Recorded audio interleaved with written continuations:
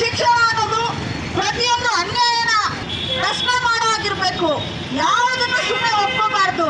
ವಿದ್ಯಾರ್ಥಿ ವೇತನದ ಸಮಸ್ಯೆಯನ್ನು ಬಗೆಹರಿಸಿ ಹಾಸ್ಟೆಲ್ಗಳ ಸಂಖ್ಯೆಯನ್ನು ಹೆಚ್ಚಿಸಿ ಹಾಗೂ ಎಲ್ಲ ಹಳ್ಳಿಗಳಿಗೆ ಬಸ್ ಸೌಲಭ್ಯವನ್ನು ಕಲ್ಪಿಸಿ ಎಂದು ತುಮಕೂರಿನಲ್ಲಿ ಡಿಸೆಂಬರ್ 28ರಂದು ಎಐಡಿಎಸ್ಒ ವಿದ್ಯಾರ್ಥಿ ಸಂಘಟನೆಯ 69ನೇ ಸಂಸ್ಥಾಪನಾ ದಿನದ ಅಂಗವಾಗಿ ನಗರದ ಖಾಸಗಿ ಬಸ್ ನಿಲ್ದಾಣದ ಎದುರು ಪ್ರತಿಭಟನೆ ಮಾಡಲಾಯಿತು. ಪ್ರತಿಭಟನೆಯ ಅಧ್ಯಕ್ಷತೆ ವಹಿಸಿದ ಜಿಲ್ಲಾ ಕಾರ್ಯದರ್ಶಿಯಾದ ಲಕ್ಕಪ್ಪನವರು, ಇಂದು ಎಐಡಿಎಸ್ಒ ವಿದ್ಯಾರ್ಥಿ ಸಂಘಟನೆಯ ಸಂಸ್ಥಾಪನಾ ದಿನ. ನಮ್ಮ ದೇಶದ ನವೋದಯ ಚಿಂತಕರಿಂದ ಹಾಗೂ ಭಗತ್ ಸಿಂಗ್, ನೇತಾಜಿ ಹಾಗೂ ಇನ್ನೂ ಹಲವಾರು ಕ್ರಾಂತಿಕಾರಿಗಳಿಂದ ಸ್ಫೂರ್ತಿಯನ್ನು ಪಡೆದು ಈ ದೇಶದ ವಿದ್ಯಾರ್ಥಿಗಳ ಹಾಗೂ ಶೈಕ್ಷಣಿಕ ಸಮಸ್ಯೆಗಳ ವಿರುದ್ಧ ನಿರಂತರ ಹೋರಾಟ ಕಟ್ಟುತ್ತಿದೆ. ಜೊತೆಗೆ ಮಹಾನ್ ವ್ಯಕ್ತಿಗಳ ಆದರ್ಶಗಳನ್ನ ವಿದ್ಯಾರ್ಥಿಗಳ ನಡುವೆ ತೆಗೆದುಕೊಂಡು ಹೋಗಲು ಹಗಲಿರುಳು ಶ್ರಮಿಸುತ್ತಿದೆ ಎಂದು ಹೇಳಿದರು. ನಂತರ ಹೋರಾಟವನ್ನು ಉದ್ದೇಶಿಸಿ ಜಿಲ್ಲಾ ಅಧ್ಯಕ್ಷರಾದ ಅಶ್ವಿನಿ ಮಾತನಾಡಿ, ನೇತಾಜಿ ಮತ್ತು ಭಗತ್ ಸಿಂಗ್ ರವರ ರಾಜ್ಯರಹಿತ ಹೋರಾಟದ ಕನಸು ನನಸಾಗಿಸುವ ಮತ್ತು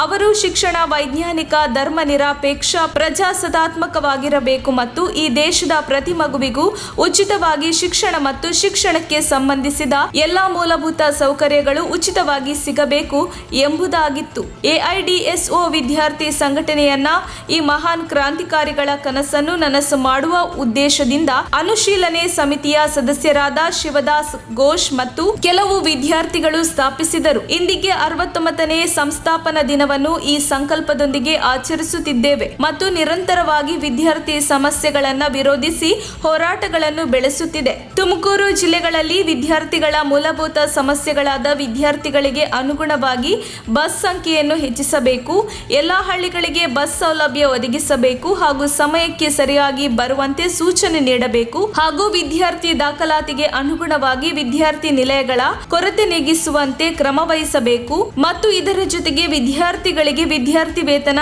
ಸರಿಯಾದ ಸಮಯಕ್ಕೆ ಬಿಡುಗಡೆ ಮಾಡಬೇಕೆಂದು ಎಐಡಿಎಸ್ಒ ಆಗ್ರಹಿಸುತ್ತದೆ ಮತ್ತು ಶಿಕ್ಷಣದ ವ್ಯಾಪಾರೀಕರಣದ ನೀತಿಗಳ ವಿರುದ್ಧ ವಿದ್ಯಾರ್ಥಿಗಳು ಹೋರಾಟ ಮಾಡಬೇಕೆಂದು ಕರೆ ನೀಡಿದರು. ಈ ಕಾರ್ಯಕ್ರಮದಲ್ಲಿ ಜಿಲ್ಲಾ ಸಂಘಟನೆಯ ಕಾರ್ಯಕರ್ತರಾದ ನಿತಿನ್, ನಂದೀಶ್ ಎಸ್, ರಶ್ಮಿ, ಸಂಧ್ಯಾ, ನಂದೀಶ್ ಎಂ ಹಾಗೂ ವಿದ್ಯಾರ್ಥಿಗಳು ಉಪಸ್ಥಿತರಿದ್ದರು.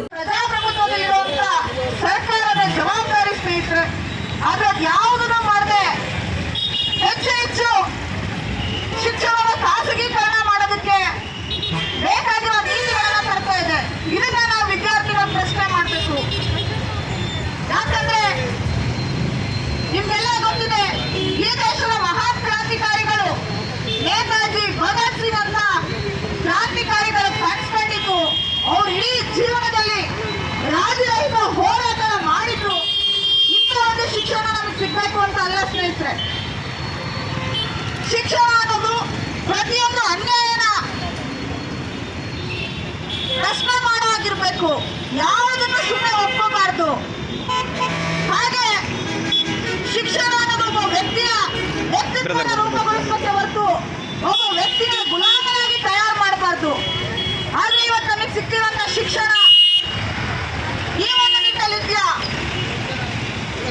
ಎಲ್ಲ ಮಹಾನ್ ವ್ಯಕ್ತಿಗಳು ಹೇಳ್ತಾರೆ ಶಿಕ್ಷಣಕ್ಕೋಸ್ಕರ ಹೋರಾಟ ಮಾಡಿದವರು. ಶಿಕ್ಷಣ ಅನ್ನೋದು ಧರ್ಮ ನಿರಪೇಕ್ಷವಾಗಿರ್ಬೇಕು, ವೈಜ್ಞಾನಿಕವಾಗಿರ್ಬೇಕು, ಉಚಿತವಾಗಿರ್ಬೇಕು ಅಂತ ಹೇಳಿ.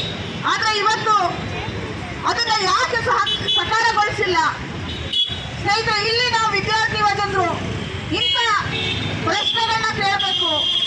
ಈ ಒಂದು ಹಿನ್ನೆಲೆಯಲ್ಲಿ ಎಐಡಿಎಸ್ಒ ಸಂಘಟನೆ ಇಡೀ ದೇಶದಾದ್ಯಂತ ಸರ್ಕಾರಿ ಶಾಲಾ ಕಾಲೇಜುಗಳನ್ನ ಉಳಿಸಬೇಕು ಅಂತ ಹೇಳಿ 1 ಕೋಟಿ ಸಹಿ ಸಂಗ್ರಹ ಅಭಿಯಾನವನ್ನ ಮಾಡಿದ್ವಿ.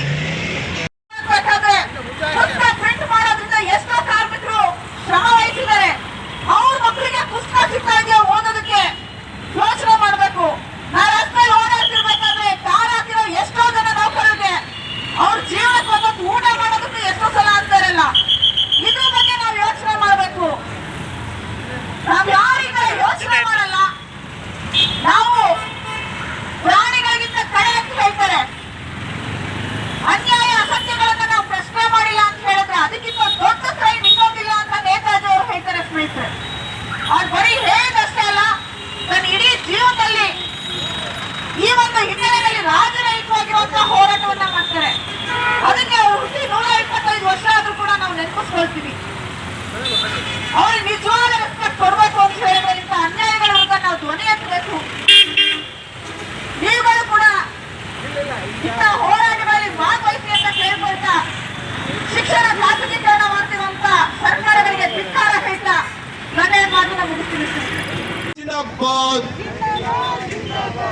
ವಿದ್ಯಾರ್ಥಿ ವೇತನವನ್ನು ಸಂಪೂರ್ಣವಾಗಿ ವಿತರಿಸಿ ವಿದ್ಯಾರ್ಥಿ ವೇತನವನ್ನು ಸಂಪೂರ್ಣವಾಗಿ ವಿತರಿಸಿ